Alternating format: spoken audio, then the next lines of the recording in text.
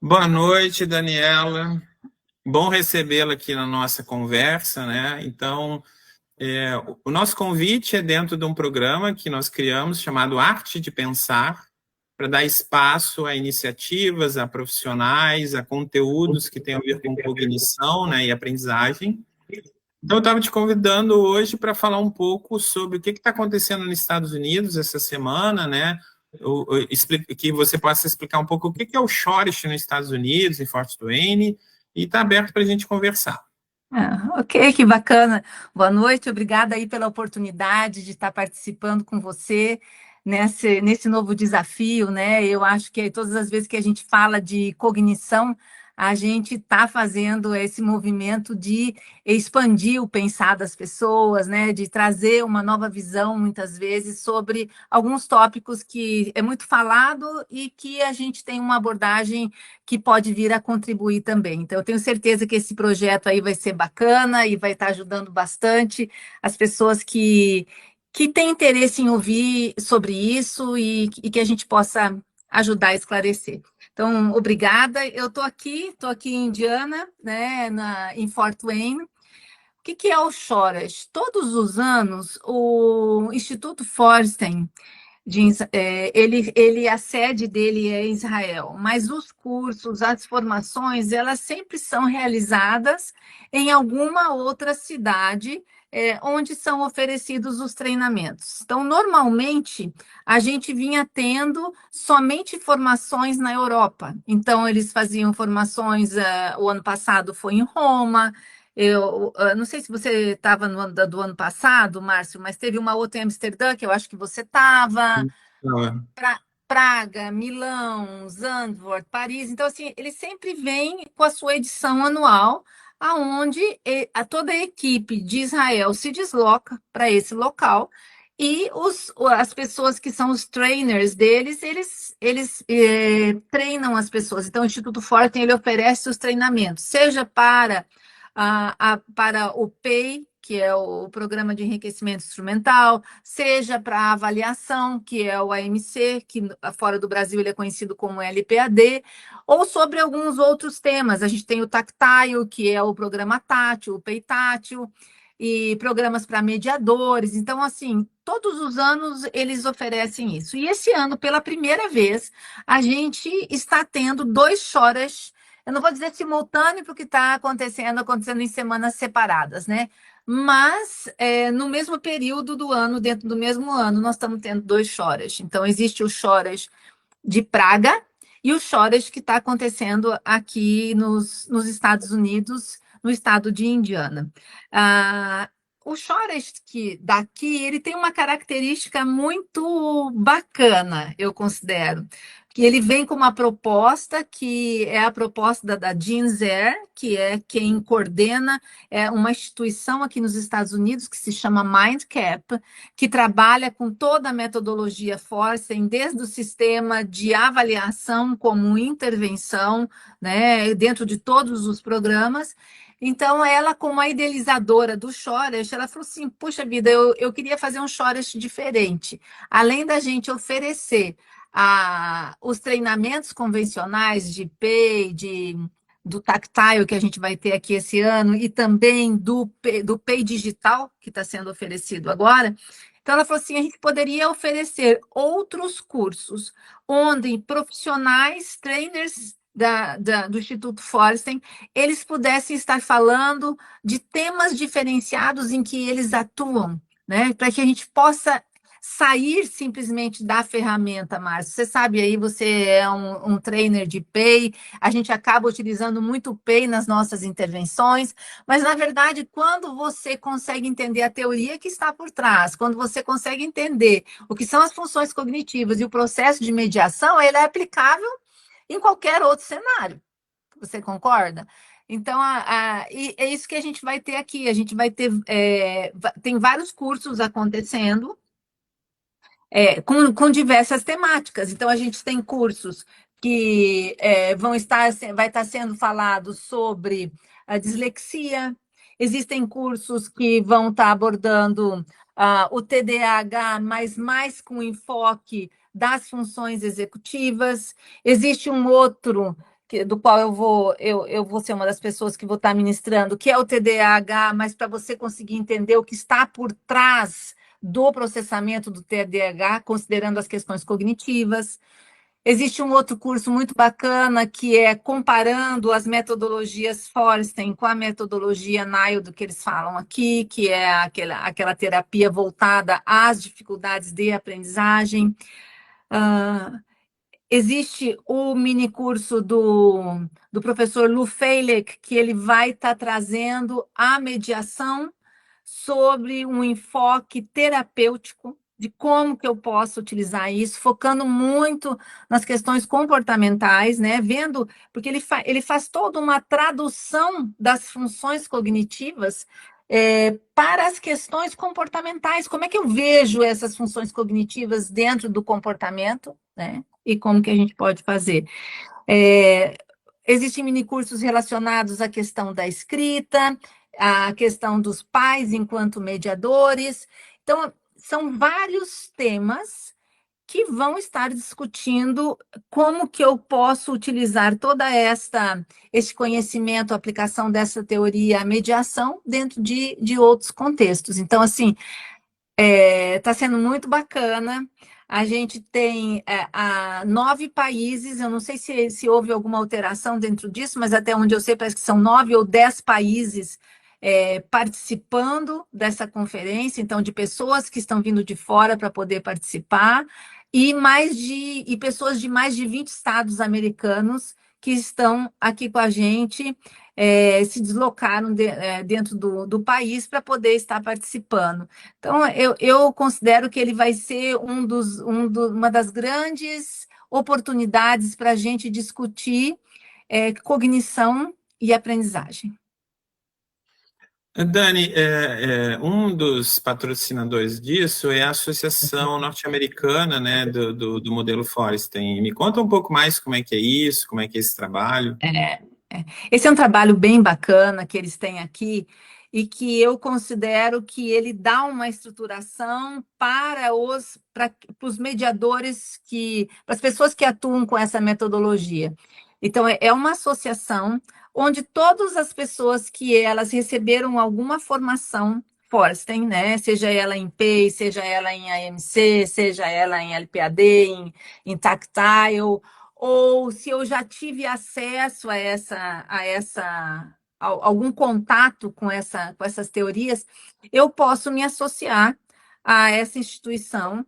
E aí, uma vez por mês, existe um encontro via Zoom, onde vai ter um tema que está sendo discutido. Então, existe duas pessoas que organizam essa instituição, e elas fazem toda a organização do calendário anual.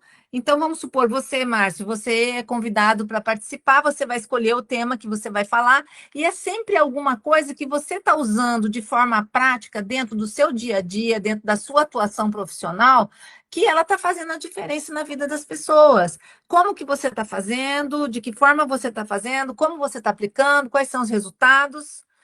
E aí aquilo é discutido, Márcio. Aquilo as pessoas elas vão perguntando, elas vão tirando suas dúvidas, elas vão fazendo alguma contribuição do tipo, que bacana, isso que você está fazendo, eu faço parecido, mas eu altero, eu faço dessa outra maneira aqui. Então, as pessoas, elas têm essa tradição desse encontro, né? Ela é uma associação que, para a pessoa participar, ela paga uma pequena taxa, se não me engano, são $50 mensais, e ela acaba recebendo alguns materiais paralelos, porque às vezes você pode fazer a sua apresentação e dentro dela você querer compartilhar algum arquivo seu, compartilhar uma survey, uma pesquisa, um questionário, algo que você aplica, e aí todas as pessoas que estão ali, elas têm esse acesso. Então, eu considero, sinceramente, que ele fomenta, ele dá essa estruturação para a metodologia Forsten aqui nos Estados Unidos, né, com uma certa robustez, vamos dizer assim. Ô, Dani, vamos fazer um spoiler da tua apresentação, um resuminho básico aí. Vamos. Você fala da palestra, né? Sim. Então tá, legal. Todos os dias, às 8 horas, inclusive eu posso compartilhar com vocês, já está disponível, tá, Márcio?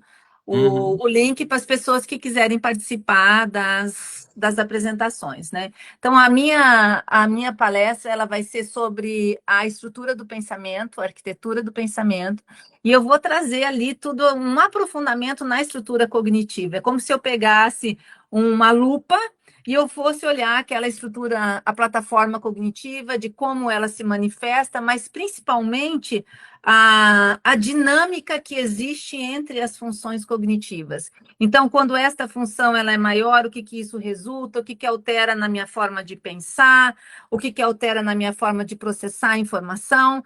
Então, eu brinco muito com a plataforma cognitiva, mostrando justamente o quanto ela é moldável, o quanto ela pode receber a sua intervenção, mas ao mesmo tempo o quanto ela revela muito sobre a pessoa que ali está e de como ela gera as suas compreensões. E a minha maior abordagem, ela está dentro do contexto educacional, porque quando a gente olha isso, eu tenho que pensar como que funciona essa estrutura cognitiva aqui com relação à metodologia onde essa criança estuda. Como que ela é compatível, não é? O que a metodologia pede é aquilo que ele está dentro da forma dele fazer. Que tipo de professor que essa criança mais vai ter dificuldade para poder compreender? Porque se ela pensa das partes para o todo, e eu tenho um professor que é o inverso, ele é do todo para as partes, essa criança vai ter dificuldade de gerar a compreensão dela. Então, o professor ele consegue ver também que a forma dele processar a informação, ela interfere diretamente na forma do aluno aprender. Ela tem a forma com que eu medio, ele é a forma com que eu penso, com que eu tenho a minha estruturação. Então, como é que fica isso? Então, analisar essa questão com a metodologia, com os professores, com os próprios tasks, que seriam as tarefas, a gente conseguir juntar, considerar essa aprendizagem como um todo, mas focando dentro do processamento cognitivo. Que eu acho, né, Márcio, que não é porque a gente trabalha com isso, mas eu acho, na verdade, eu acho que a gente trabalha com isso porque a gente acredita nisso e principalmente porque a gente consegue ver os resultados dentro disso. Você consegue entender. Se fosse se hoje eu fosse professora, eu gostaria de ter esse conhecimento porque ele me traz a riqueza do que é a aprendizagem, de como que ela funciona, como que eu posso intervir ou não. Então é isso que eu vou estar compartilhando aí nessa apresentação. É Dia interessante, 11. tá? Interessante, Dani, porque assim, tudo que você falou é o que vai dar condição para o mediador fazer o processo de intencionalidade e reciprocidade realmente acontecer. Porque se você nem pensa em como o outro aprende, como é que você vai organizar esse processo de mediação, né? Uma coisa também que eu queria te perguntar é que aqui no Brasil, principalmente, se tem um conceito do cognitivo ser muito vinculado à aprendizagem de conteúdo acadêmico. E como eu já fui teu aluno, né? Uma coisa que eu me lembro, no primeiro dia que a gente estava conversando sobre cognição, e você fazia essa pergunta, e a resposta foi: cognição é um processo que dá sentido e dá contexto à minha experiência, né, na vida, na realidade, seja ela passada pelo um sensorial, pelo um afetivo, né? Eu sempre dou um exemplo no meu trabalho que é assim: no Rio de Janeiro, quando você ouve um barulho que parece de tiroteio, você já se Fica. organiza no sentido do medo, né?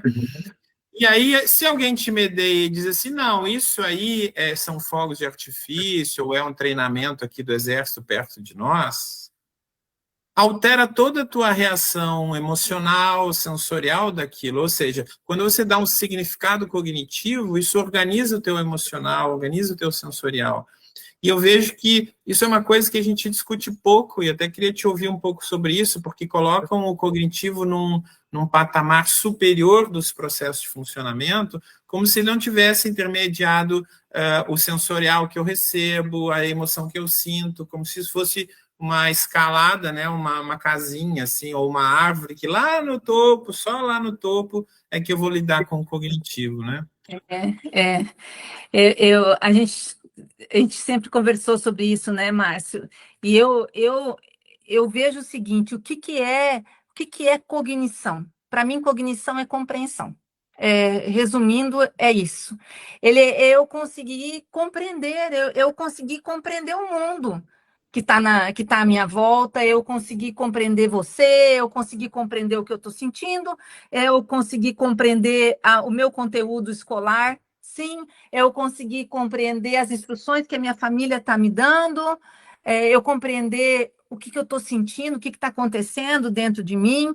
Então, cognição é compreensão. Por quê? Por mais que às vezes as pessoas tentam separar as questões, então eu tenho essa via sensorial, agora eu estou falando disso, agora eu estou falando daquilo, mas tudo vai ser processado pelo cognitivo. Se eu tenho tudo que entrou pelas vias sensoriais, a informação foi percebida por ali, mas o processamento dessa informação, seja ela uma emoção, alguma coisa, ela vai entrar dentro do cognitivo. Então, assim, não tem como a gente separar as coisas. E o que eu observo muito é que as pessoas elas não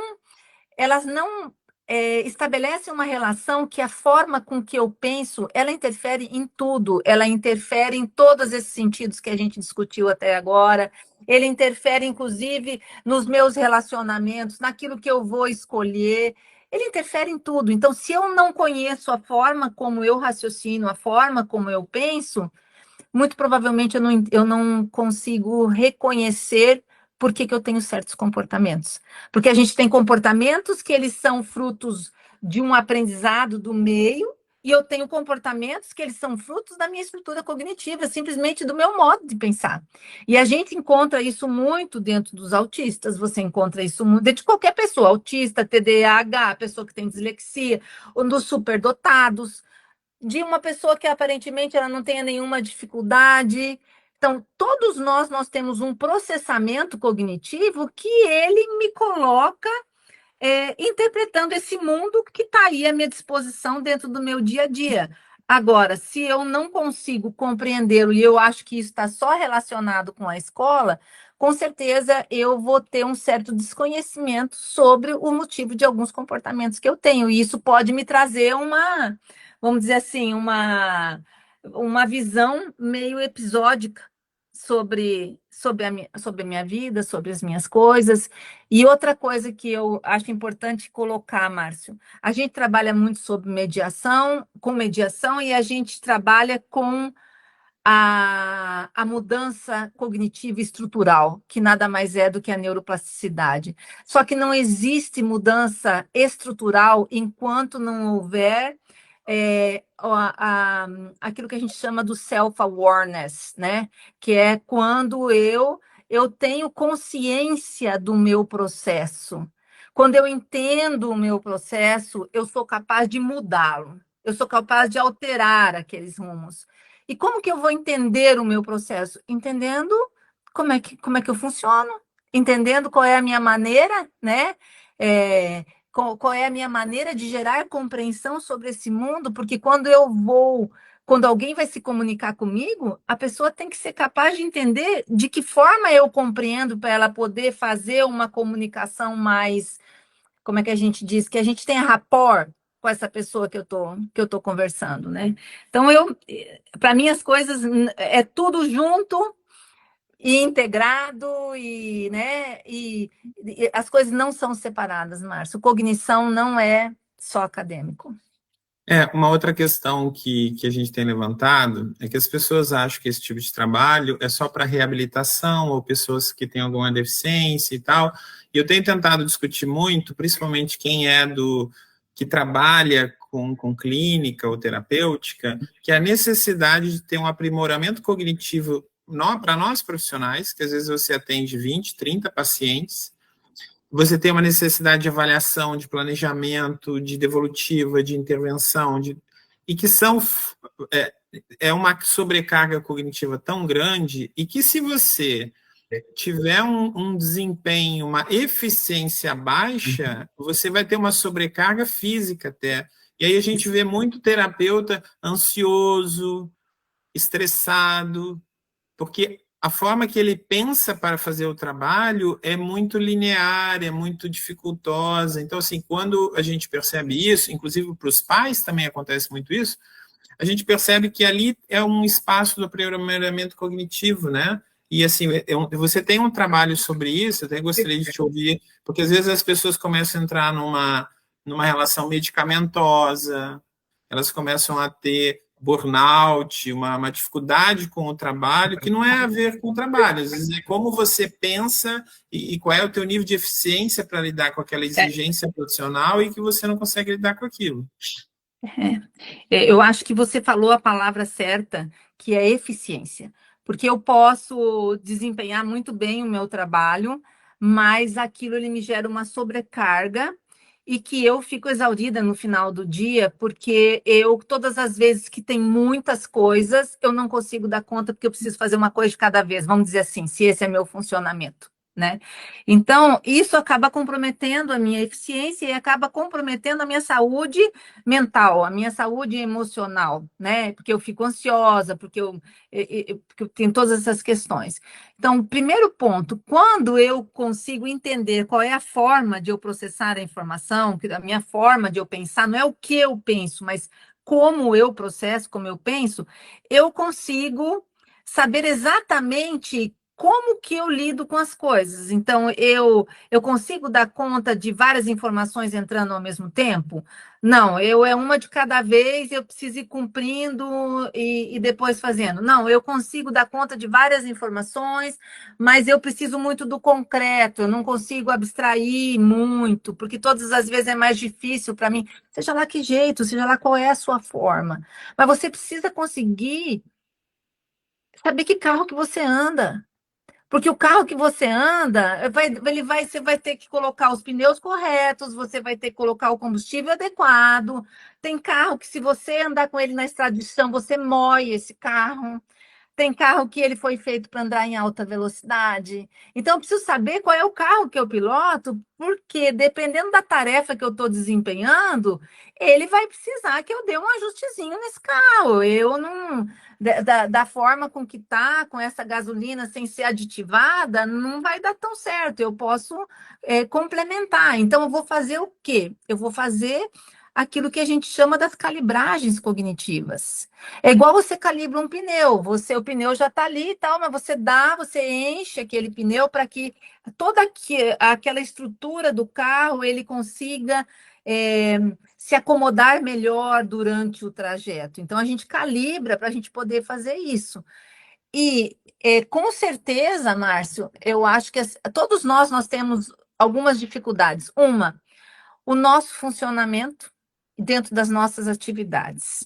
Duas, como a gente lida muito com pessoas, eu vou o tempo todo estar lidando com pessoas que às vezes processam diferente do que eu.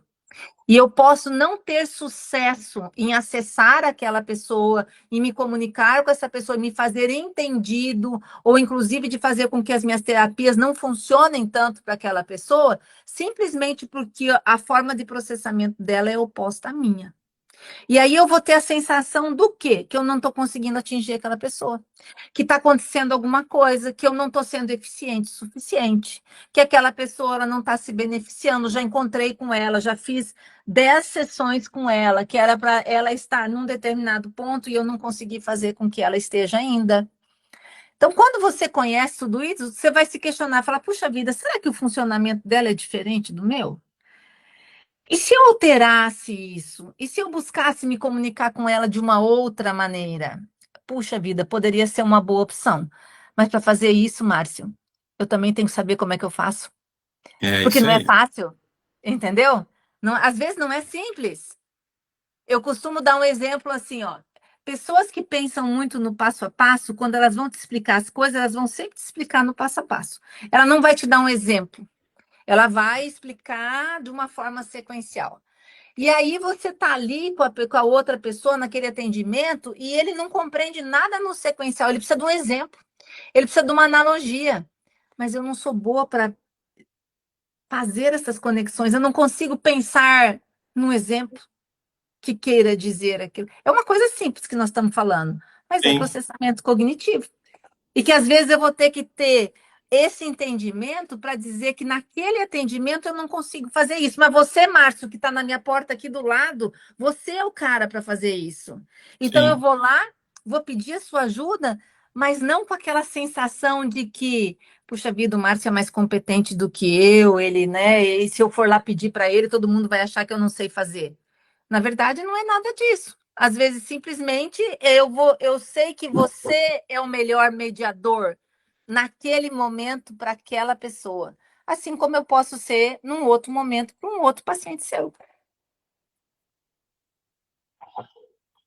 É interessante que a pessoa começa a perceber que é uma competência que a gente tem que ter, não é uma disputa, né, de quem é o Não, melhor criador, nada isso. disso.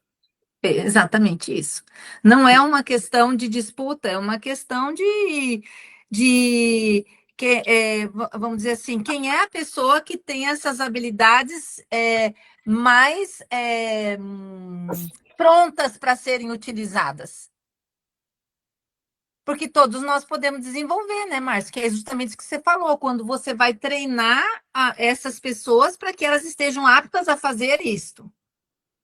Mas enquanto eu não estou apta para fazer isso, o que, que eu vou fazer? Eu vou chamar alguém, porque isso não quer dizer que eu sou incompetente, mas simplesmente quer dizer que enquanto eu ficar lutando contra isso, duas pessoas sofrem: o meu paciente, o meu filho que está ali, porque ele não compreende aquilo que eu estou dizendo, e eu que vou ficar extremamente chateada porque eu estou dando o meu máximo e não estou conseguindo fazer. Então, vamos, né? Vamos usar de eficiência e vamos resolver isto, seja buscando um segundo mediador para poder ajudar, ou o que eu acho que seria o ideal, que é eu fazer o meu desenvolvimento cognitivo para que eu possa ter essa habilidade de desempenhar. E aí tem uma coisa, né, Márcio? Quando eu faço isso, é sempre uma via de mão dupla, né? Porque eu faço para o outro, mas na verdade o maior beneficiado sou eu. Sim, porque você tem um processo de metacognição, de crescimento, de compreensão de si, que é muito importante. Quando É você muito medeia importante. outra pessoa, você acaba É, se conhecendo mais ainda. é. E aí você amplia o seu potencial cognitivo, consequentemente, você começa a resolver melhor os seus problemas. Não que você não vai ter problemas, porque os problemas a gente sempre tem, mas a nossa forma de lidar, de explorar esses problemas vão ser diferentes, porque eu vou considerar mais hipóteses, eu vou pensar outras maneiras de fazer, eu vou alterar estratégias. Por quê? Porque eu aprendi a fazer isso. Às vezes me pergunto assim, mas Márcio, como é que você é criativo e você cria umas coisas assim?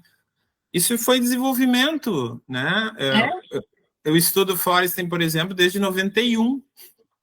é, Se eu não houvesse mudanças cognitivas em mim, eu ia estar fazendo um discurso sem a gente ter se desenvolvido. E isso é uma coisa importante. O mediador tem que ser uma pessoa que se desenvolveu cognitivamente, que tem consciência das questões, de como é o seu perfil, de como é que ele lida com aquelas coisas, né? E exato. eu acho que quando você tem um pai, quando você tem um terapeuta, quando você tem um profissional que tem essa compreensão também, não é que as coisas ficam mais fáceis, mas ficam mais. Não ficam tão pesadas, você não está tão cansado no final do dia, né? Algumas mães que eu trabalho, elas falam assim: Márcio, na nossa correria, a gente toma decisões de baixa qualidade. Porque quando eu discuto com elas o momento Deixe-me Pensar, a primeira coisa que elas falam é isso: eu não tenho tempo para pensar. É isso. Então, quando elas começam a perceber que não, eu não preciso tomar decisões rápidas, eu preciso pensar melhor sobre o que eu preciso decidir e como é que eu posso. Hoje eu estava conversando com uma mãe que é de Portugal, a gente está orientando. Eu perguntei assim: o que você pretende para daqui 1 ano, 2 anos com seu filho? Eu disse: Márcio, eu não consigo pensar nisso. Eu penso na escola. Então, se ele está no 4º ano, eu penso no 4º ano.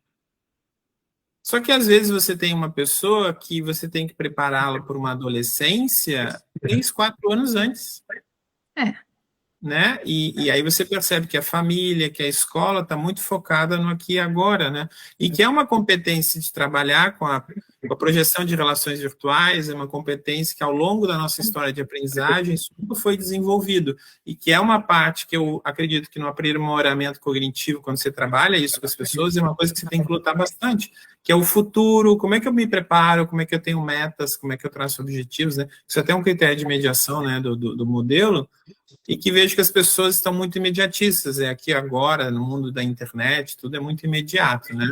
Exato, exato. As pessoas, eu acho que o momento que a gente vive, ele está sendo também um momento muito delicado. Por isso que fala-se que esse é um século cognitivo, né? Porque as pessoas que elas melhor conseguirem selecionar as informações, distinguir o relevante do irrelevante, ir dentro, conseguir sustentar um foco dentro daquilo que precisa ser feito, mas pensando naquele futuro, naquilo que ela quer fazer depois, ela vai conseguir, vamos dizer assim, lidar melhor com todo esse processo, com menos ansiedade, com um pouco mais de segurança íntima para poder dar conta, né? Agora, se você não tiver isso, você fica tão consumido com aqui e agora que você pensar sobre o amanhã ele é uma coisa distante, né? Porque o que as pessoas também elas falam hoje assim, vou pensar sobre amanhã, as coisas mudam tanto, às vezes eu já pensei sobre aquilo, aquilo mudou, né? Eu falo, bom, mas daí você pensa de novo, mas não existe, se você pensar, o que nos dá esperança é quando você consegue planejar, quando você consegue executar você conseguir pensar para frente do que você vai fazer, de que maneira que você vai fazer, é isso que te dá esperança de como você. A gente está tendo aqui nos Estados Unidos, vai ter a palestra o nome dele é William Wall, se não me engano, a palestra é dia 10, no dia 10 de julho. Amanhã. Ah, ele vai falar muito de um projeto que eles estão desenvolvendo na África. E uma das coisas que se fala muito é justamente de ajudar essas pessoas que estão lá a pensar nesse futuro, a pensar no que vai querer construir, porque eles querem levantar um país.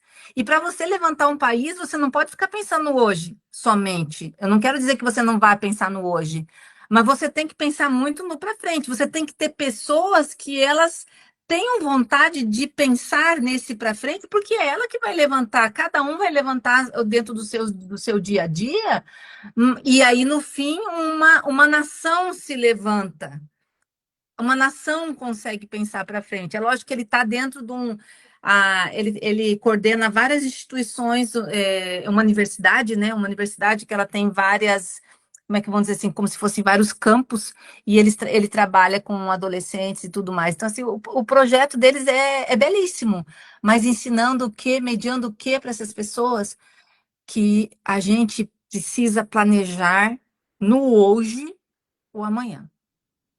Isso é extremamente importante. E assim, falando do imediatismo, né, quando você levanta que é uma mudança estrutural que a gente está propondo através de uma neuroplasticidade, a gente pode discutir muito uma coisa até brasileira, que é a medicalização, já que você estava falando de TDAH, né? E eu sempre falo, assim, até com médicos que eu converso, a medicação, ela não vai ensinar nada. E aí você cria, às vezes, uma dependência a uma medicação, em vez de fazer um processo de desenvolvimento de neuroplasticidade na pessoa, né? Hoje em dia, por exemplo, com metilfenidato, que é a famosa Ritalina, você toma 2 horas antes de assistir a aula, 2 horas antes de fazer a prova.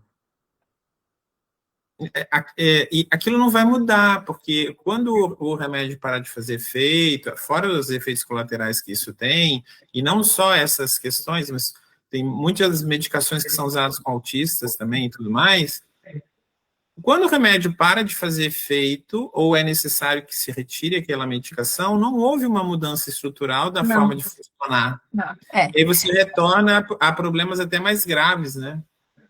O que eu falo muito, e até uma das coisas que a gente está trazendo agora aqui no Chores, inclusive do curso que eu vou estar coordenando, ministrando, é porque a gente, dentro da pesquisa, a gente descobriu que existem certos tipos de déficit de atenção que eles são gerados por uma questão cognitiva e não simplesmente por uma questão cerebral. E aí você vai ver que tem certos casos que você vê que o medicamento, a pessoa fala assim, mas ele não faz efeito. Ele fez efeito no meu sobrinho, mas para ele não faz efeito. Porque muitas vezes a gente tem uma questão ali que ela é um déficit de atenção, que ele tem uma origem cognitiva, e não, vamos dizer assim, o que a gente fala, todo mundo fala de TDAH e os efeitos são os mesmos. Os efeitos são falta de foco, falta de atenção, foco, atenção, planejamento, organização. Mas existem 3 tipos diferentes de déficit de atenção, cujos efeitos são os mesmos, mas as causas são completamente diferentes. E aí elas vão exigir intervenções diferentes. Mas mesmo quando a gente fala do TDAH, que ele necessita de medicação, e sim, eu sempre falo assim, existem casos em que você precisa utilizar a medicação. Só que o que é a medicação? A medicação ela vai agir quimicamente no cérebro, fazendo com que aquele cérebro, que ele tem uma velocidade de processamento, que às vezes essa velocidade ela seja mais contida, mais diminuída, essa velocidade, para que ele possa conseguir focar, prestar atenção e fazer tudo isso. Então, como é que esse cérebro ele se organiza dessa maneira? Porque houve um componente químico que fez aquilo. Quando você tirou o componente químico, aquele jeito de processar a informação com velocidade, sem olhar detalhes e tudo mais, ele continua existindo ali. Então, por isso que as pessoas falam, uma vez TDAH, você vai ser TDAH. Não tem como alterar aquilo, porque eles consideram aquilo como sendo uma questão cerebral, que ela é química. Agora, os estudos mostram, e aqui nos Estados Unidos a gente vê muito, principalmente dentro dessa equipe aqui do Mindcap, aqui no estado de Indiana, que eles têm um trabalho muito específico dentro dessa área do TDAH, que você vai fazendo as calibragens cognitivas para que ele vá alterando esta forma dele raciocinar, que ele consiga intencionalmente ir diminuindo a velocidade dele de processamento, de ele saber como ele coletar os dados, como ele fazer, para que ele consiga intervir e fazer a autorregulação do próprio processamento dele. É lógico que, às vezes, ele vai precisar desse medicamento por um período maior, mas o que você vai vendo que a hora que você for fazendo a retirada desse medicamento, se for possível, que essa estrutura cognitiva ela se alterou. Isso é neuroplasticidade. Sim. Né? Agora, é lógico, né, Márcio? Isso não é um processo, ele depende do investimento de tempo. Eu vou ficar lidando com as minhas dificuldades, né? Eu vou tendo que trabalhar fazendo processos que vão envolver superação, envolve, às vezes, a questão de um terapeuta para poder fazer isso. Que às vezes o que a pessoa quer é simplesmente pegar, você toma esse remédio aqui, você faz a prova, e aí na prova você vai bem. Então, você tem uma nota. A minha grande pergunta é, ok, e quando essa pessoa crescer? Esse aluno cresceu? Então, porque hoje, por conta do CID, você tem todo um aparato que você prepara aquele aluno. Então, você não deixa ele fazendo atividades junto com os outros, você coloca ele separado, você faz com que as consignas dos exercícios sejam facilitadas, vamos dizer assim, menos complexas. Você vai arrumando tudo isso para que ele vá lidando melhor com isso. Ok, mas, Márcio, aí ele terminou a escola, ele vai para a faculdade, ele vai para o mercado de trabalho. Você acha que algum empregador, alguém vai dizer assim, não, pera, vamos organizar um ambiente para ele? Vamos fazer com que ele fique diferente? Ó, não pode conversar várias... Não vai acontecer, Márcio. Na hora que for você com a vida, é você com você mesmo. E aí você tem que estar preparado para isso, cognitivamente, para que você possa lidar. Né? Mas a gente pode ficar aqui falando horas, né, Márcio? Porque Não, ficou a ótimo, gente tem muitas coisas. tem muita coisa para a gente falar, né? Tem muita coisa para a gente refletir sobre isso, tudo isso, principalmente no mundo de modismo, né? E até assim, Dani, eu quis dar o nome de arte de pensar, porque eu gostaria de trazer coisas que a gente usa um termo que é o estado da arte. Uhum. Às vezes o que você está propondo pode ser muito distante para muitos trabalhos, ou muitos terapeutas, ou muitos profissionais que vão nos ver, né? Mas isso é o que está acontecendo no mundo. Você, uma brasileira, está aí nos Estados Unidos estudando isso, a gente tem acesso a você, né? Mesmo que a gente não seja lá de Campo Grande, mas hoje com a internet a gente se encontra por aí. E para isso que a gente criou esse canal, para que as pessoas possam ter acesso à informação, a pessoas, né?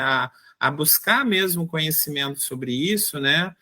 Vai ter um dia que eu gostaria de abusar de você de novo e pedir para a gente discutir um pouco avaliações neuropsicológicas versus AMC. Eu acho que é uma coisa Legal, da gente falar, que acho hoje tem um importante. mercado todo de exigência de fazer avaliação neuropsicológica, mas no final eu não sei qual é o seu perfil, como é que você funciona, né? E a AMC dá essa qualidade para a gente. Mas eu queria te agradecer muito, Dani, e te dar um minuto aí para você se despedir do pessoal que está te vendo, né? E muito obrigado por tudo. Dá um abraço na Dini, que eu não consegui falar com ela, e sucesso aí. Obrigada, será entregue. Eu queria agradecer mais uma vez, Márcio, pela oportunidade e parabenizar você e a Kelly por esse movimento que vocês estão fazendo aí, porque é um desafio, ele é um ato de coragem, a gente vir aqui e conseguir falar das nossas ideias, falar daquilo que a gente acredita, porque tem muitas pessoas que com certeza elas vão se beneficiar de tudo isso que vocês vão trazer, né? Eu acompanho a sua trajetória, eu vejo o seu comprometimento, o seu profissionalismo, todo o movimento que você faz aí no Rio, ele é admirável e a gente sabe do respeito que o Instituto Forest também tem pelo teu trabalho. Então, que a gente possa se encontrar mais vezes e trazer mais novidades por aí. Mas muito obrigada pela oportunidade. Obrigado. Bom trabalho Obrigada, por aí. Tchau, tchau. obrigada. Tchau, tchau.